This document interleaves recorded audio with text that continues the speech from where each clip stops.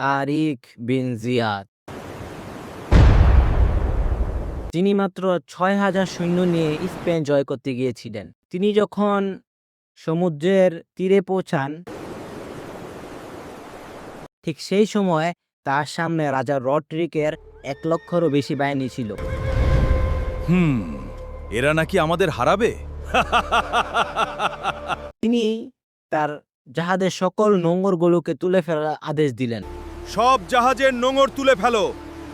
যার ফলে জাহাজ নদীর তীর থেকে অনেকখানি দূরে চলে যেতে থাকল। তারিক বিন জিয়াদ তার সৈন্যদের উদ্দেশ্য করে বললেন, সামনে শত্রু সামনে শত্রু এবং পিছনে, এবং পিছনে মৃত্যু, তাই হয় তোমরা বিজয় অর্জন করো, তাই হয় তোমরা বিজয় অর্জন করো, নয়তো তোমরা মৃত্যুবরণ করো। শুরু হলো ইতিহাসে সবচাইতে ভয়ঙ্কর যুদ্ধ।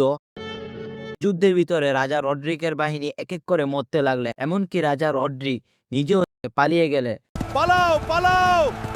বিজয় হলো স্পেন। সেখানে একটি পাহাড়ের নাম রাখা হলো জাবালে তারিক। সাবস্ক্রাইব।